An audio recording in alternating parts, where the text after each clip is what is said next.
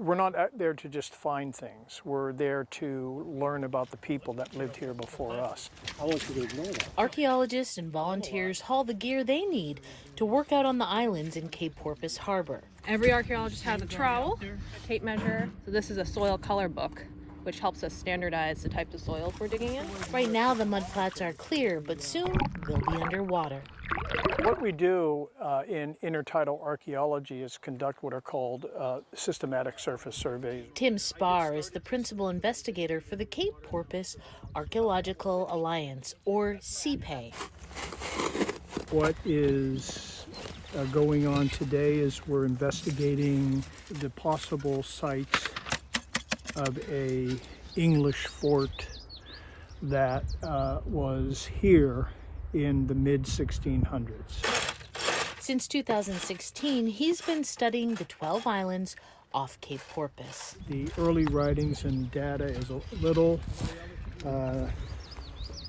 subjective to understand because this bar between this island and that island may have been intact 400 or 500 years ago and has since washed away. The islands, rich in resources, shield the harbor and land from waves. It's one of the few safe harbors between Portsmouth and Portland, making it an attractive place for ancient people to have worked or lived. This feature right here does have some characteristics of the footings of a early historic building. This has a type of rectangular shape. It has something right in the middle that could have been a hearth for a fireplace. At the test pit, Tim and volunteers work to unearth clues. We're looking for evidence of any cultural debris.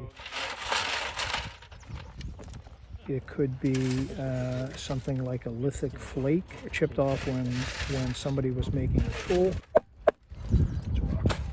The work is tedious and requires painstaking attention to detail. It can be very dirty work, and on these islands, these islands are literally jungles of poison ivy. So you need patience. There is no hurry in archaeology. But there is urgency.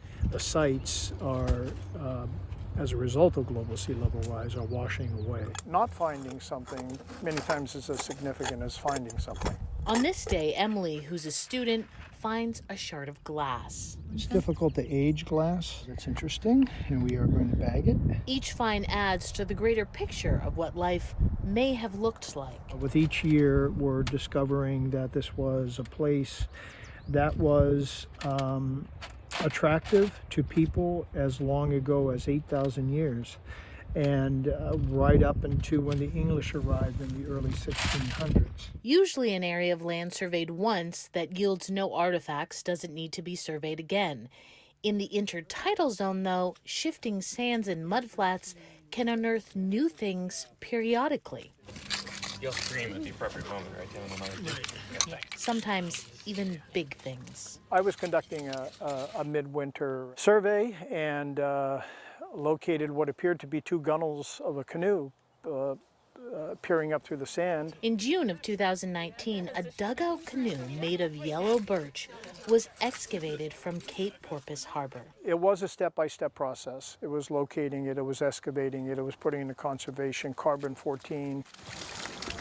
And as the evidence started to come together, that would suggest that it was in fact a dugout canoe, were used by people here that lived here 700 years ago. Next to the canoe, a paddle was found, still together after hundreds of years. It was really a great feeling. I'm so fascinated by these islands. They're really my soul's home. Elizabeth Kelly Erickson is CPA's lead artist. She worked on the canoe excavation and did the technical drawings. The full drawing actually took 21 hours. Artist sketches are still widely used in archaeology as a more accurate way to document artifacts. Sometimes the light on a photograph is not allowing you to see all the facets. And if, for example, if you're looking at a stone tool that was made by flint knapping, with a drawing you can immediately see where all the flake scars are. Elizabeth has also helped paint a picture of what life might have looked like for Indigenous people living in Cape Porpoise. I really wanted to know what it was like 700 or 1,000 years ago here. what it might have felt like to be here at that time.